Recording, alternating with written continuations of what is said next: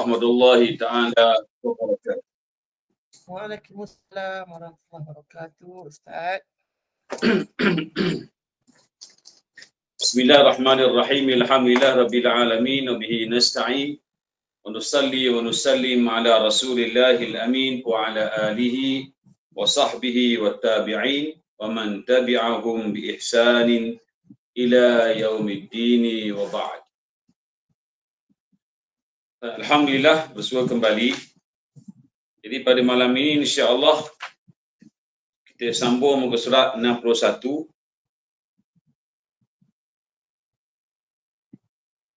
Okey, kita baca ada satu dia ada baki lagi tu ya. Baik, nota penggunaan alif lam dan penanggalan alif lam tidak tertumpu kepada pelajaran nahwu dan sharaf sahaja. Untuk memahami dan menghayati keunikan ini, kita perlu membaca dan mengkaji cabang ilmu al-balaghah yang dikenali sebagai ilmu al-ma'ani. Dalam balaghah dia ada beberapa cabang ilmu. Antaranya al-ma'ani. Jadi insya-Allah kalau tuan-tuan ada ikuti kelas-kelas lain berkenaan bahasa Arab, bolehlah kita ikuti kelas al-balaghah untuk memahami seni bahasa sampai menguasai bidang nahwu dan juga sharaf. Baik, penambahan alif lam dan menanggalkannya, menambah dan menanggalkan alif lam juga melibatkan kata nama yang berstatus menurut. Okey. Dalam buku ni dia buat kata kerja. Jadi tuan-tuan boleh tolong betulkan menanggalkan menambah dan menanggalkan alif lam tu juga melibatkan kata nama yang berstatus menurut. Yang belakang mengikut yang depan. Itu maksudnya.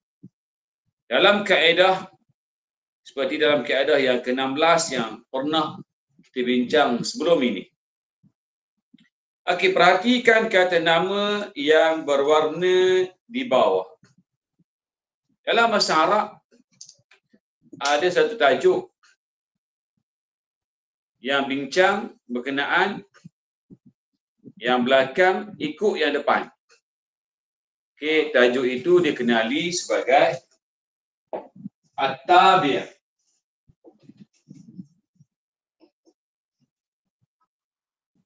Maknanya yang mengikut. Kita biasa dalam muqaddimah doa disebut wat-tabi'in. Okey, orang-orang yang mengikut sunnah para sahabat. Okey, wat-tabi'it tabi'in, generasi kemudian. Okey, yang mengikut golongan at-tabi'in. Okey, at-tabi' maksudnya yang mengikut. Kataan yang belakang mengikut yang depan dari segi hukumnya. Okey, termasuklah barisnya. Kalau ada alif lam yang depan, belakang pun ada alif lam. Okey, jadi dalam buku biasanya buku menampilkan istilah at-tawabi'.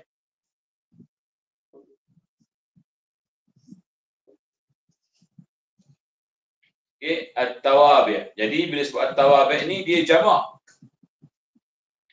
Dia melibatkan 4 tajuk kecil.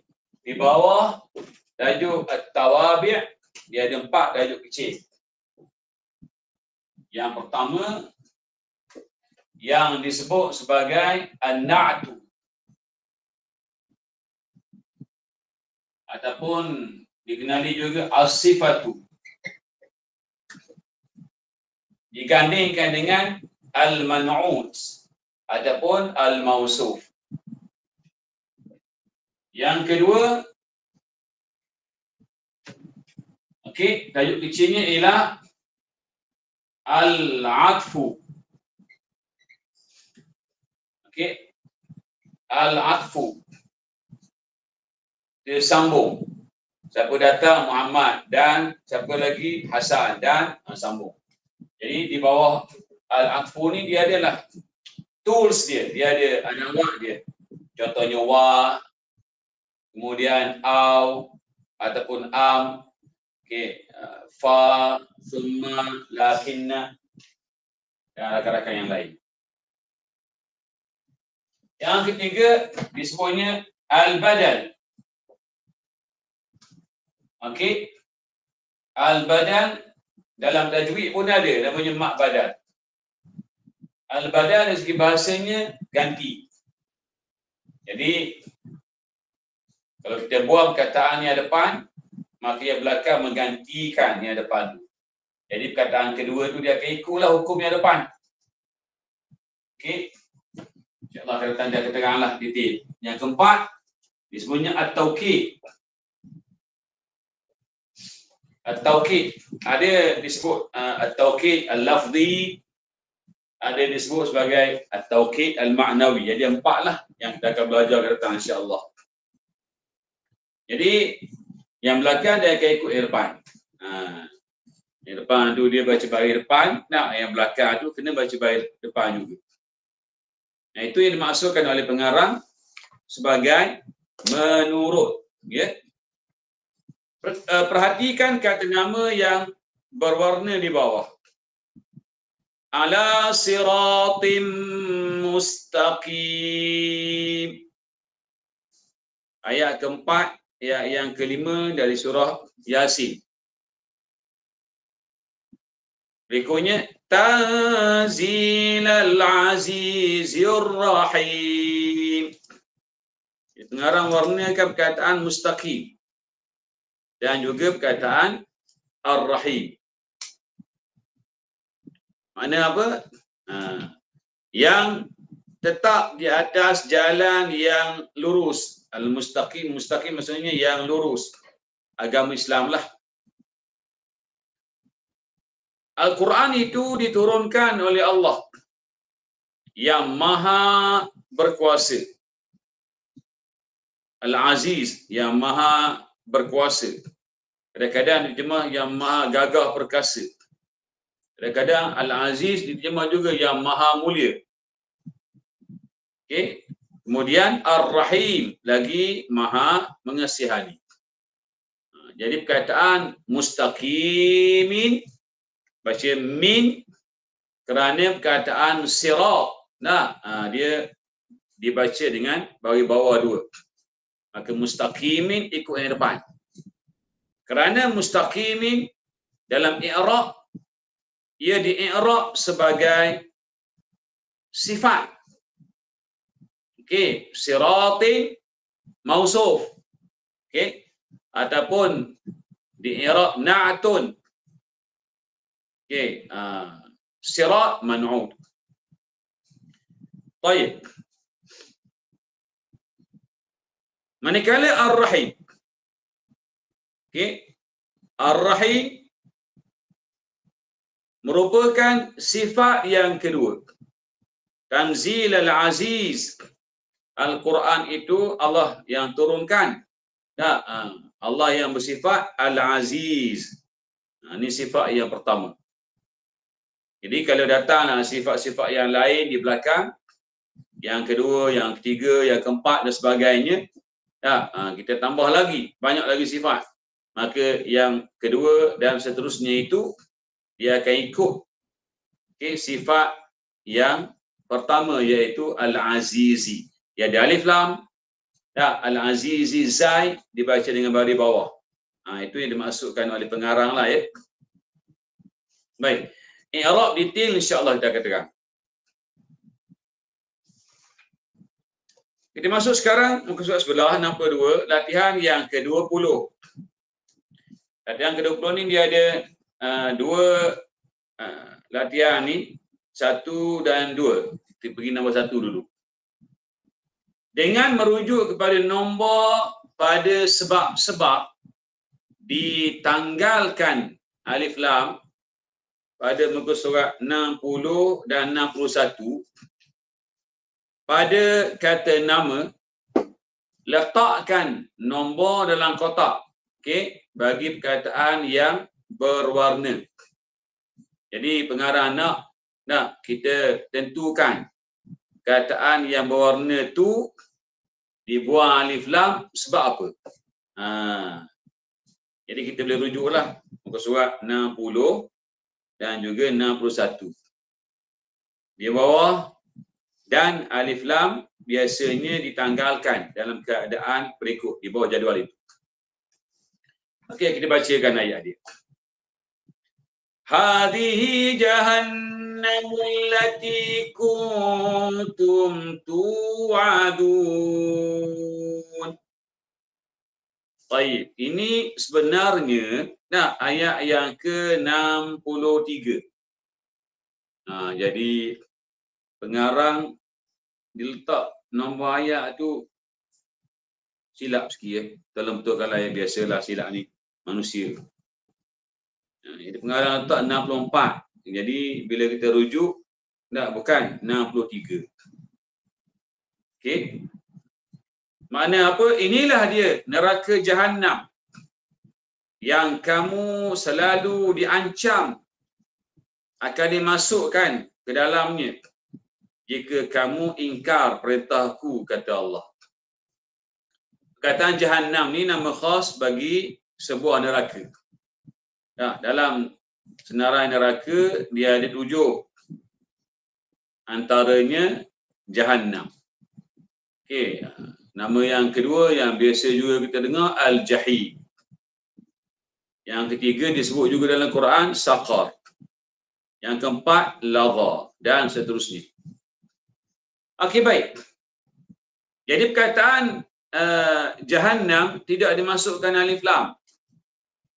Apa sebab? Okey, jawapannya kita tulis nombor 5. Tuan-tuan boleh rujuk ya.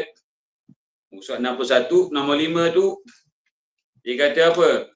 Tidak masuk alif lam, ditanggalkan alif lam kerana kebanyakan kata nama khas begitu. Okey. Nama Nabi Adam tak ada alif lam.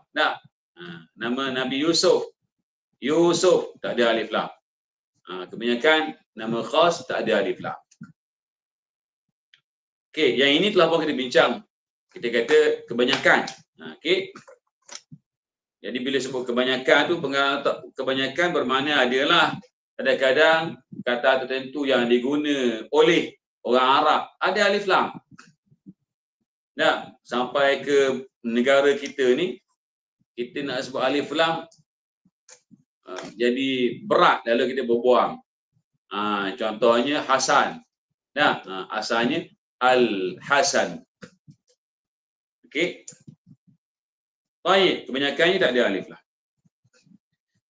Ayat berikutnya 64. Islauhal yawma bima kuntum takfurun. Okay, maknanya apa? Rasakanlah bakarannya pada hari ini. Islauha ada yang terjemah rasakanlah. Ada yang kata masuklah. Okey. Dan rasalah.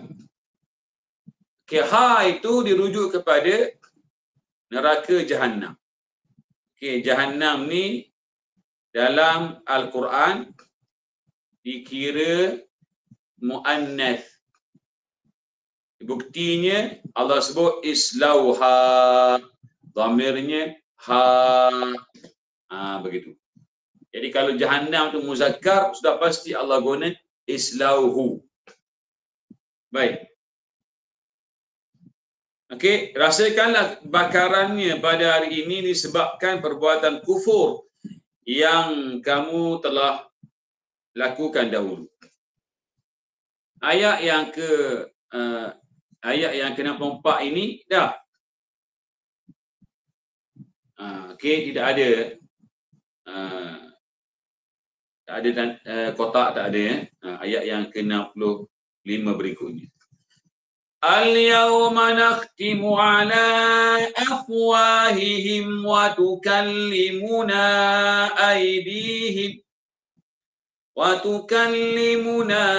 aydihim wa tashhadu arjuluhum bima kanu yaksibun. Pada hari itu kami kunci mulut-mulut mereka dan memberi peluang kepada tangan-tangan mereka memberitahu kami akan kesalahan masing-masing, dan kaki-kaki mereka pula menjadi saksi terhadap apa yang mereka telah usahakan dahulu. Baik, jadi pengarang letak kotak tu pada afwahihim. Afwah ialah mulut-mulut. Jadi kalau satu mulut kita kata apa? Ini jamak taksir. Kalau mufrad kita kata famun. Fa mim. Mim ni tuan-tuan kita tidak baca dengan sabdu. Okey, famun. Sebab ada orang dia baca famun. Ya, ada saya dengar baca famun. Tidak, dibaca famun. Sama lah kisnya. Kadang-kadang kita jumpa perkataan dam, darah. Dal mim.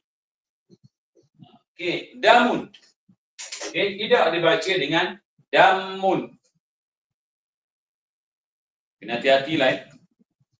Baik, famun jamaknya Arab sebut, kita ikut. Afwahun.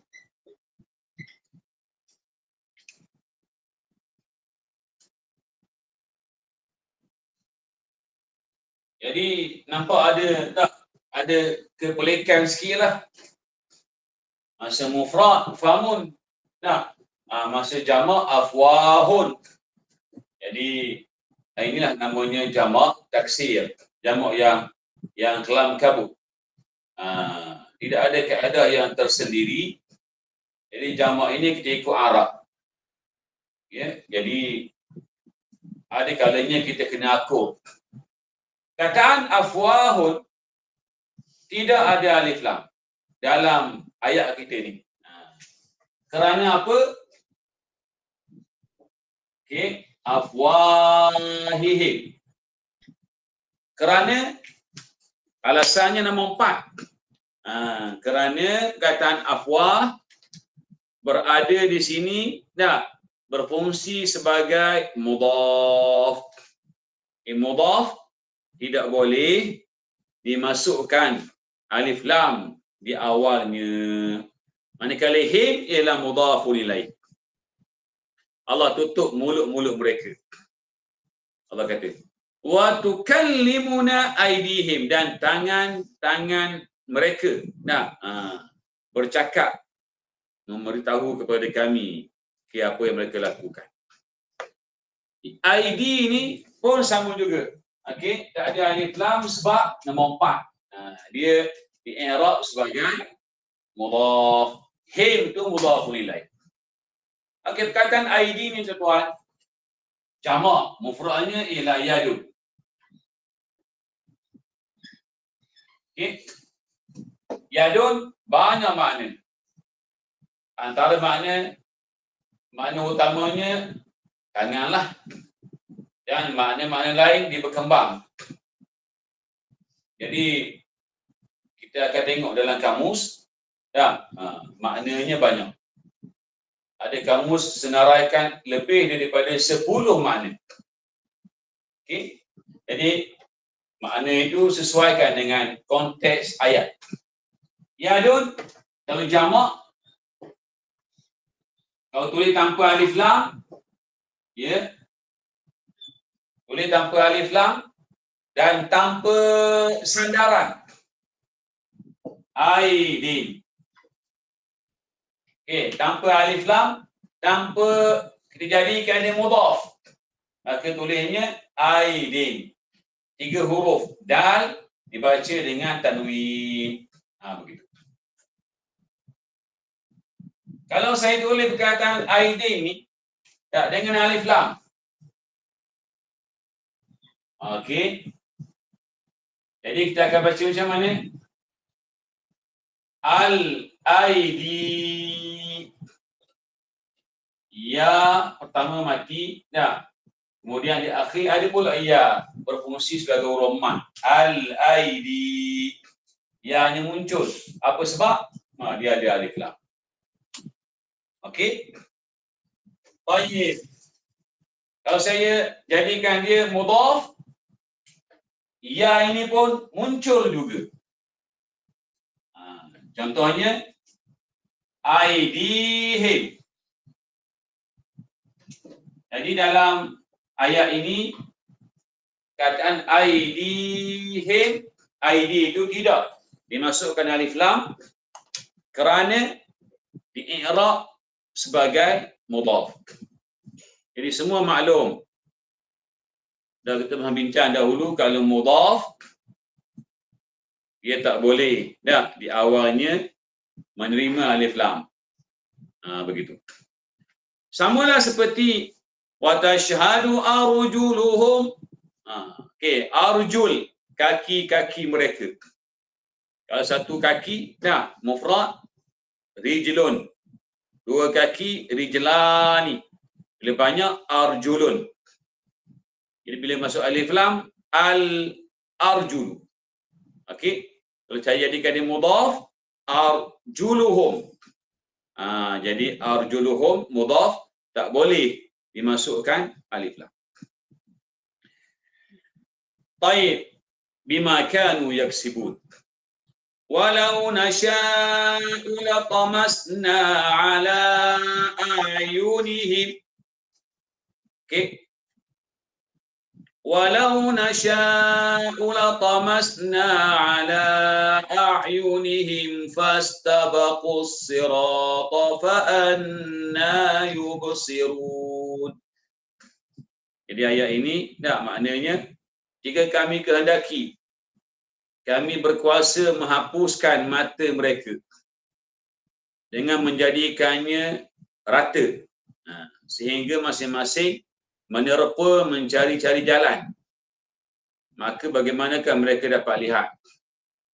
Bahasa mudah, kalau kami kehendaki kami boleh penyek mata mereka. Bahasa mudah. Jadi tak nampaklah ada rosak, kena penyek. Okey, jadi perkataan a'yunihim pun sama. Okey, dalam kotak tu kita letak nombor 4 kerana ia berfungsi sebagai mudhaf. Mudhaf tak boleh dimasukkan alif lam. Ayat berikutnya. Walau nasha'u lamasakhnahum ala makanatihim. Dan jika kami kehendaki kami berkuasa mengubah keadaan jasmani mereka. Tubuh badan mereka menjadi kaku. Okey, kaku. Tak boleh nak bergerak di tempat di mana mereka berada.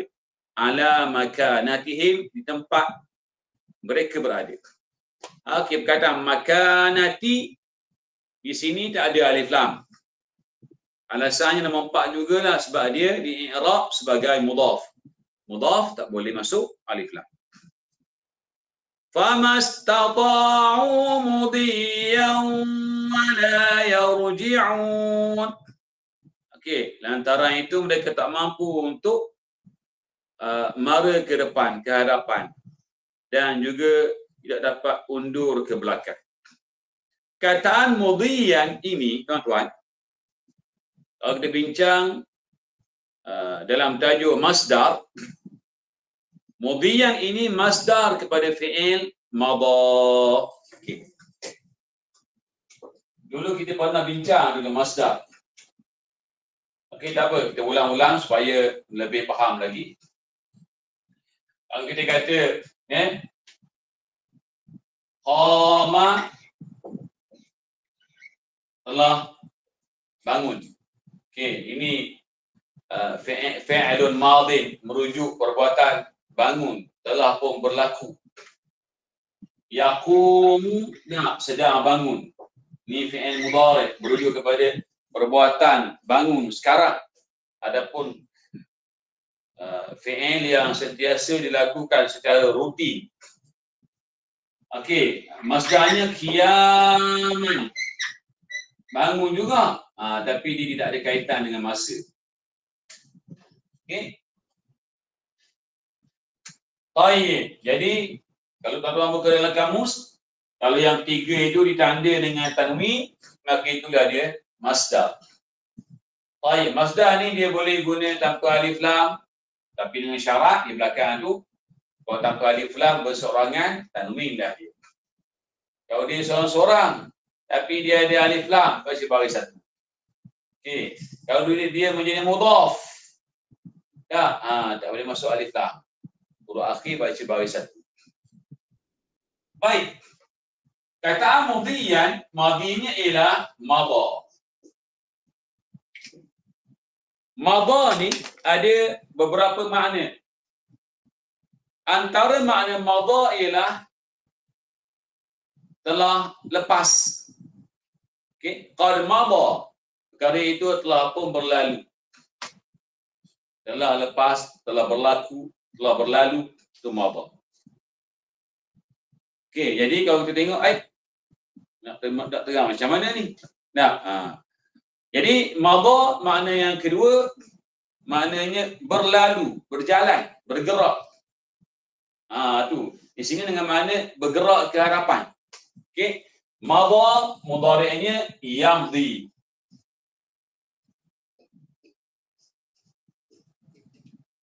Okey. Dia punya kata sumber dia ataupun masdarnya ialah mudhiyan.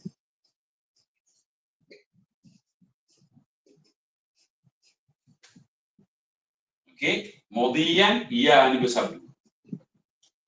Baik, dalam ayat ini Allah Subhanahu wa taala menggunakan kata mudhiyan tanpa alif lam. Okey, nak beritahu kalau Allah kehendaki, Allah boleh bekukan mereka, kakukan mereka di tempat mereka itu. Oleh sebab itu mereka tak mampu nak bergerak ke depan walaupun sedikit. Jadi mudhiyan di sini mengikut pandangan pengarang. Okey, saya tengok jawapannya ialah nombor 8. Untuk memberi gambaran hina atau kecil. Sedikit pun mereka tak mampu untuk bergerak ke depan, mahupun mengundur. Itu bila diguna tanpa alif lam di sini dengan makna untuk gambarkan mereka langsung tak mampu untuk bergerak walaupun sedikit. Okey, selesailah latihan yang pertama. Latihan yang kedua, pengarang suruh kita gariskan perkataan yang ada alif lam.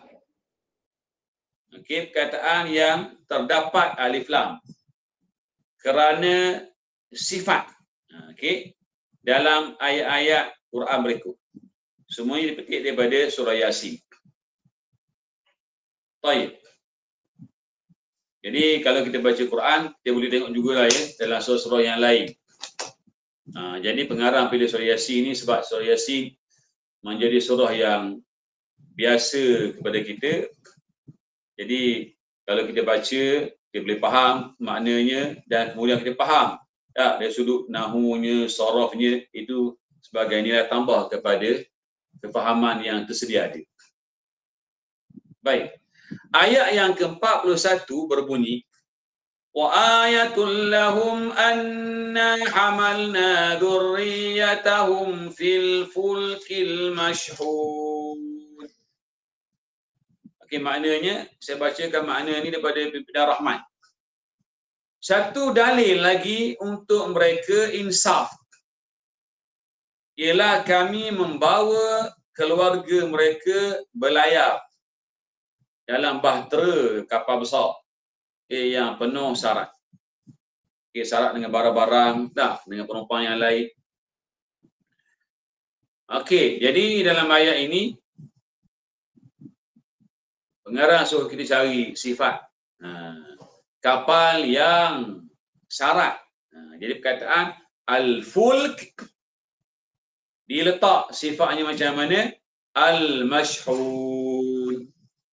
Al-mashhun maknanya apa? Yang penuh, yang syarat. Baik, tuan-tuan. Kataan al-fulk ini di sini, kita tengok al-fulk diikuti dengan al-mashhun. Al-mashhun jelas sifatnya diguna dalam jantina muzakkar. Jadi kalau kita buka dalam surah-surah yang lain,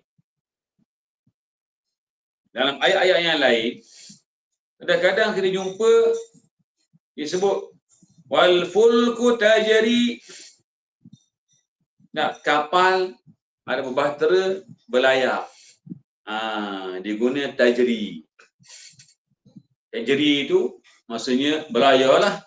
Kalau jara, mudhari'nya yajri. Kalau kita sebut yajri, berlayar, jantinanya muzakkar. Tajri berlayar, jantinanya muannas. Jadi menjadi persoalan di kalangan ahli-ahli bahasa. Kenapa di sana dia guna muannas, kenapa di sini guna muzakkar? Jadi ahli-ahli bahasa melihat bila Allah Ta'ala menggunakan sifat dalam bentuk muzakkar, mereka membuatlah kesimpulan umum. Mereka kata, kalaulah kataan al-fulk diiringi oleh kata sifat, maka kataan al-fulk itu biasanya diguna dengan jantina muzakkar. Jadi kebanyakan ahli bahasa kata begitu. Sekiranya kataan al-fulk diguna bersama dengan kata kerja, menjadi kebiasaan dalam budaya Arab dan disokong oleh Al-Quran. Kata kerjanya dipilih dalam jantina muannas. Jadi begitulah kisnya. Jadi ahli-ahli bahasa membuat satu kesimpulan. Mereka kata kalau macam tu, senang cerita, kataan al-fulk ini bolehlah diguna dengan menganggap ia muzakkar ataupun muannas. Dua-dua boleh. Jadi mereka pun kata, kalaulah dalam ayat yang lain yang kita bina sendiri, kita datangkan sifatnya muannas, sedangkan al-fulk tak ada mu'tah marbutah kan? Dalam Quran apa guna muzakkar sifatnya? Dia kata apa? Tidak salah. Tapi kalau mengikut uslub Quran itu yang terbaik, kerana uslub Quran ini menyokong apa yang sekian lama dituturkan oleh orang Arab. Berikutnya, wasyamsu tajri li mustaqarrin laha dzalika taqdirul azizil alim. Ayat 38. Dan sebahagian daripada dalil yang tersebut ialah matahari. Ia beredar pada tempat yang ditetapkan baginya.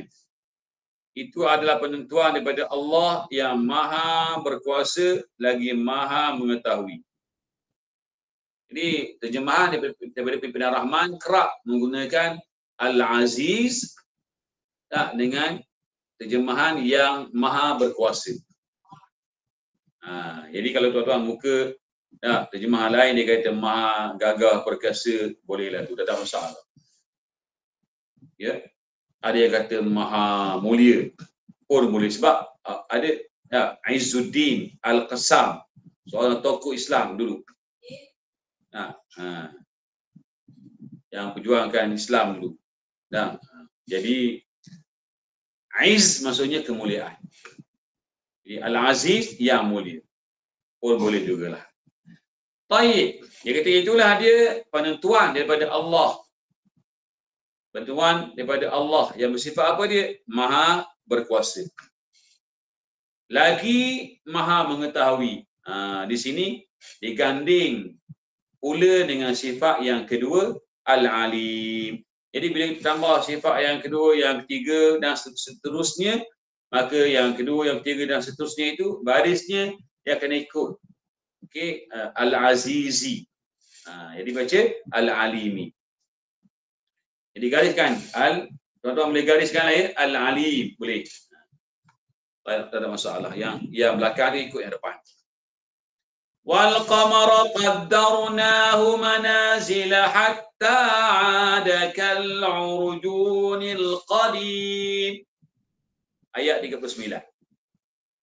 Manakala bulan pula kami yakni Allah, kami takdirkan ia beredar melalui beberapa peringkat turun naik sebagaimana telah kita bincang dahulu, sehingga di akhir peredarannya kelihatan ia kembali ke peringkat awalnya.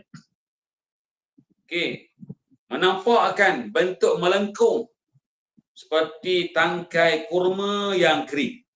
Dia kata sehinggalah bulan itu dia kembali ke peringkat awal. Permulaan dia beredar. Okey, kal urjunil qadim, seperti al-urjun. Al-urjun maksudnya tangkai. Okey, al-qadim sifat pada tangkai tadi. Tangkai yang lama. Jemaah dalam Ibn Rahman yang kering. Di al-qadim pun tuan-tuan, dia ada beberapa terjemahan. Allah bersifat dengan antara sifatnya al-qadim. Yang kata Tuhan tu lama, lawan lama. Bukan, yang tu Tuhan yang maha al-qadim, yang maha sedia. Tidak ada awal dan tidak ada akhir. Kena hati-hati ni, sekarang ada satu golongan yang kata Allah sebut dirinya huwal awwalu wal akhiru. Dialah yang awal dan dialah yang akhir. Ada satu golongan yang tafsir Quran ikut kepala otak dia. Okey, mengikut pandangan akal yang singkat. Tanpa merujuk kepada ulama-ulama tafsir. Dia kata Tuhan sendiri sebut huwal awal, dialah yang awal. Mereka kata Tuhan ada awal lah. Pening. Itu masalah orang yang tafsir Quran mengikut zahir ayat. Dan antara mereka menolak pandangan-pandangan ulama. Okey, berikutnya alladzi ja'ala lakum minasy-syajaril akhdari naran fa idza antum minhu tuqidun. Ini ayat yang ke-80. Tuhan yang telah menjadikan api daripada pohon-pohon yang hijau. Syajar pohon, al-akhdar yang berwarna hijau. Okey. Jadi dalam bahasa Arab warna pun dia ada muzakkar, dia ada muannas.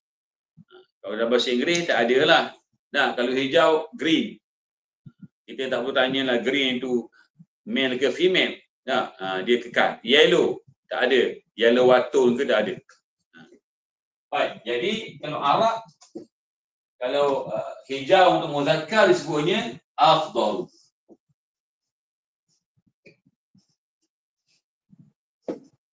Baik. Jadi kalau kataan akhdar ini kalau dalam ayat itu dia berfungsi sebagai na'at atau sifat kepada mausuf, kita akan tengok belakang, depan. Yang depan tu kalau ada alif lam, dia mesti ada alif lam. Yang depan tu dia ada kataan apa? Al-syajar. Yang dia ada alif lam kat depan ni. Yang ini pun mesti ada alif lam. Pohon yang berwarna hijau. Okey. Jadi dibacanya asy-syajar, ada alif lam. Jadi kalau yang depan ni dibaca dengan baris bawah, yang belakang pun dibaca dengan baris bawah. Yang tina sama. Okey. Baris pun sama. Alif lam dua-dua ada. Okey. Bilangan pun sama. Baik. Jadi kalau muannas akhdar ini dibacanya khadra. Kha, ba, ra, alif, hamzah. Khadra. Kalau masukkan alif lam, al-khadra. Jadi benda sebelumnya pun mesti ada alif lam lah. Begitu. Jadi bila kita belajar bahasa Arab, kalau kita nak buat mana-mana frasa yang tak ada alif lam, dua-dua tak ada alif lam. Kita nak buat ayat menggunakan frasa yang ada alif lam, dua-dua mesti ada alif lam. Frasa bukan ayat. The White House. Ini frasa, bukan ayat. Yang mereka ada. Rumah putih, The White House. Jadi kalau Arab, kita akan terjemah Al-Baitu. Okey. Al-Abiyadu. Ini frasa, bukan ayat. Jadi, yang depan ada alif lam. Yang belakang mesti ada alif lam. Kalau yang depan ni mufrad, yang belakang pun mufrad. Yang depan ni muzakkar, yang belakang pun muzakkar. Yang depan ni saya baca al-baitu. Yang belakang ni pun al-abiyadu. Dia kena menepati 4 perkara. Jantina, bilangan, alif lam dan baris. Ada alif lam, ada alif lam. Ada. Jadi 4 perkara ni mesti samalah. Sebab itu kadang-kadang ada di pasaran sana, ada orang dia nak buat frasa bukan ayat. Namakan makanan tertentu. Okey, obat tertentu. Kapsul the black seed, al-habbatus sauda. Okey. Tapi ditulisnya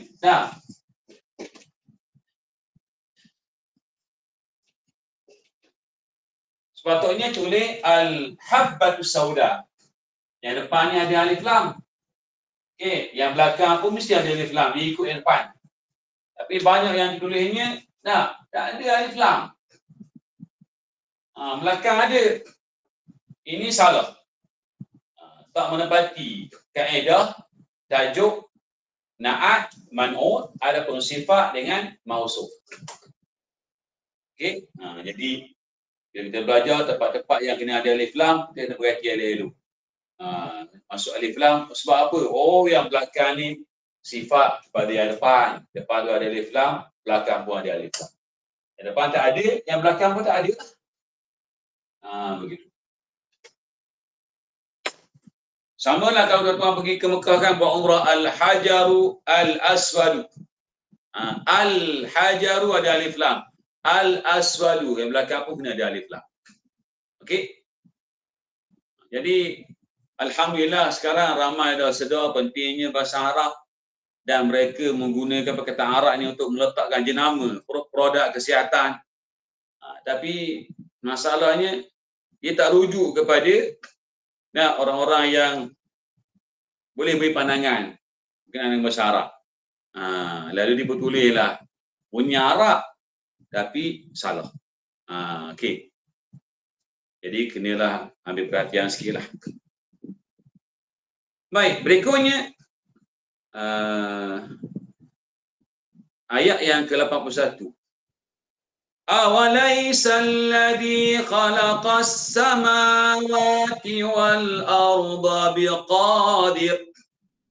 biqadirin ala an yakhluqa mithlahum bala wa huwal khallaqul alim. Dalam Quran yang lain ada yang dia letak tanda waqaf pada bala. Bala. Okey. Dalam Quran yang saya guna ni, yang terkini tak ada. Bala wa huwa. Macam tu. Jadi, bila orang tanya, baru ni ada orang tanya saya, sebab apa Ustaz? Dia tengok Quran ni ada tanda berhenti, yang sana tak ada. Saya kata, beginilah. Bahagian tanda waqaf ni, alamatul waqfi, ialah merupakan perkara ijtihad. Ijtihad dalam kalangan ulama-ulama, khususnya dalam bidang tajwid, ulumul Quran, qiraat. Jadi ulama-ulama ni, mereka ni bukan sebarangan orang. Setiap orang tu ada kelebihan-kelebihan tertentu. Ulama-ulama yang tokoh-tokoh besar. Jadi mereka ada pandangan-pandangan tertentu. Sebab itulah Al-Imam Malik bila ditanya Fatihah Bismillah itu tidak dikira sebagai satu daripada ayat surah Fatihah. Dia kata Bismillah itu ialah permulaan kepada seluruh surah dalam Quran kecuali surah At-Taubah. Termasuk permulaan kepada surah Al-Fatihah. Ia tak dikira sebagai ayat pertama daripada surah Fatihah. Okey, manakala ulama-ulama lain secara majoritinya kata Bismillah itu ayat pertama dah daripada surah Fatihah. Terutamanya Syafi'i dan sebagainya lah. Okey. Jadi di situ kita tengok ulama-ulama dahulu pun ada ijtihad masing-masing. Jadi kerajaan Arab Saudi dalam mushaf Quran yang terkini bagi yang pergi umrah, kalau kita pergi umrah sekarang, Quran yang ada di sana ada dua versi saja. Satu Quran yang dikekalkan bentuk tulisannya dalam versi yang lama, iaitu sesuai untuk bangsa Afghanistan, India, Pakistan, yang duduk di situ. Quran Majid lama, tulisannya gemuk-gemuk, rapat-rapat sikit. Ada, masih ada lagi. Dan yang kedua, Quran Mushaf Madinah yang terkini, paling latest. Jadi kalau Masjid Surau yang di Malaysia ni masih lagi yang pakai yang lama. Tapi yang keluar yang terkini. Jadi dalam yang terkini itu, bila kita perhati, mereka ada buat ijtihad baru berkenaan dengan waqaf. Sehinggalah, dalam Quran lama dulu dia ada waqaf yang kita sebut dalam alif kecil. Yang bermakna tidak perlu waqaf, tak boleh. Ini telah pun dibuang. Sama ada dibuang terus ataupun tempatnya diganti dengan waqaf sili. Dengan makna wasal, al-waslu aula. Wasal lebih baik. Jadi berlakunya demikian kerana mereka melihat kepada pelbagai pandangan dalam berijtihad. Jadi dalam ayat ini tidak ada tanda waqaf pada bala dalam mushaf yang saya lah. Apa ayat ini berbunyi? Dia kata, tidakkah Tuhan yang telah menciptakan langit dan bumi berkuasa menciptakan semula manusia sebagaimana dia yakni Allah menciptakan mereka dahulu. Ya, sudah pasti. Dan dialah pencipta yang tidak ada bandingannya, lagi yang maha mengetahui. Jadi perkataan Al-Khallaq, dia berbeza sedikit dengan Al-Khaliq. Kalau kita sebut Al-Khaliq, maknanya yang mencipta. Jadi kita guna Al-Khallaq, dia dibentuk mengikut wazan fa'al. Dalam tajuk sirah mubalaghah, dia ni dikenali sebagai sifat melampau. Jadi disebut dalam terjemahan pencipta yang tiada yang tiada bandingan. Tak ada orang boleh banding setara dengan dia. Itu Al-Khallaq. Okey, berikutnya lepas dah kataan Al-Khallaq, diikuti kata sifat yang kedua, Al-Alim. Katalah kita masuk lagi kata sifat yang ketiga. Okey, Al-Khabir, Al-Qadir. Semua huruf akhir akan dibaca dengan baris depan. Al-Alimu baca baris depan sebab apa? Mengikut Al-Khallaqu. Itu yang dimaksudkan oleh pengarang. Jadi kalau tanya saya, Ustaz, apa i'rab perkataan Al-Khallaq di sini? I'rabnya ada yang sebut huwa ialah mubtada, Al-Khallaqu menjadi khabar. Itu i'rab yang masyhur. Okey. Manakala Al-Alim, kata sifat diletak di sini berfungsi sebagai khabar tambahan kepada Al-Khallaq. Okey. Jadi di sana ada pandangan yang lain. Jadi kalau kita ditanya tentang i'rab, kata sifat ini diletak di sini, apa i'rab dia? I'rab. Okey tuan-tuan. InsyaAllah pada sesi akan datang, kita akan membaca jadual ringkas.